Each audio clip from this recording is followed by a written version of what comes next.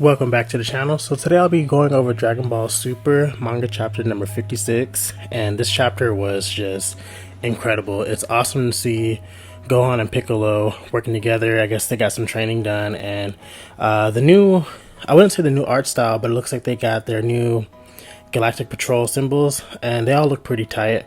This chapter really did a good job at reintroducing some of the characters that we were kind of worried about after the turn of their power, whether or not they've been training or not. So we got cameos from Master Roshi, Krillin, even Yamcha, and Yamcha looks tight. So I'm guessing the author is trying to kind of give Yamcha some cool points, because Yamcha looked pretty tight, I must admit.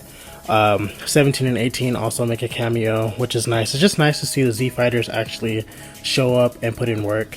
The focus of this chapter really was Piccolo and Gohan versus 73.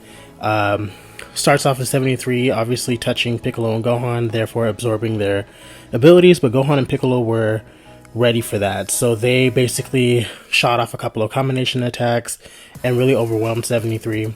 And like I said, it is so nice to see Gohan in action and focus. He looks so confident. He doesn't look like he is sloppy. He doesn't look like he is going to make the same mistakes that he's made in the past. I'm very curious because the man has been training, so I'm very curious as to how the writing is going to go to get him his new form, because that's honestly what I'm interested in. I think all the fans are interested in is seeing Gohan get that shine that he deserves. Piccolo, again, man, he's completely focused. He's in his bag, so I don't know if Piccolo's going to get a power up, but that'd be nice. As far as the overall pacing of the chapter, again, I would love to see more of the Z Fighters. Sometimes it's a little too Goku and Vegeta centric, but this chapter was just perfect. It just gave everybody a little bit of panel time, a little bit of shine. Master Roshi had a funny little bit with, oh, I didn't even mention, so Moro's army is attacking Earth, so that's why the Z Fighters are all, popping up and trying to defend the Earth. So Master Roshi split up, and I guess there's hot babes that are villains, and Master Roshi ditched Krillin to go handle the girls in typical Master Roshi fashion. So that was pretty funny.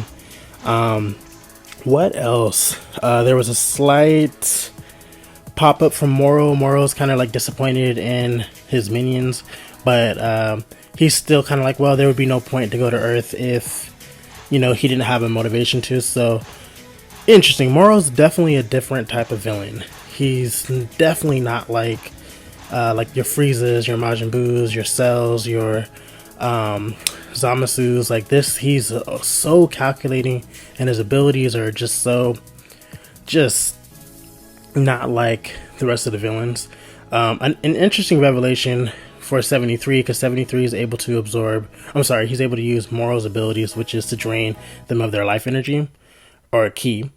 Android 17 and 18, because they are artificial humans or cyborgs, androids, whatever you want to call them, they don't have ki, so that they might play a crucial role in the fight against Moro. I don't think they have the overall power to take down Moro, but they might be a very good role, because 17 did a great job in the turn of power abusing his infinite stamina, ki, whatever you want to call it. So it's going to be interesting to see how they how that plays a role.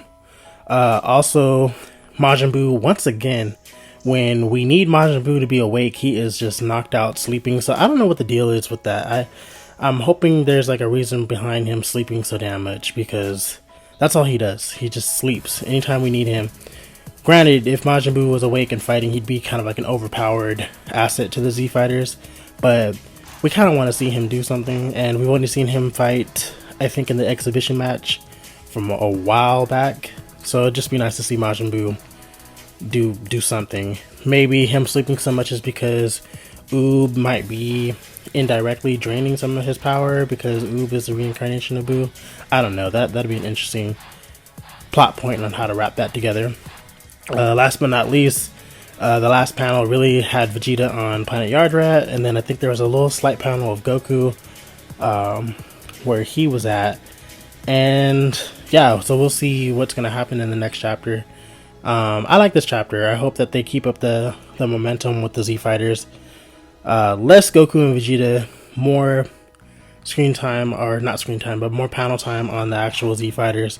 I think that makes for a more compelling story, and it doesn't get so repetitive, because I like Goku and Vegeta, but I get tired of seeing the focus primarily on them all the time.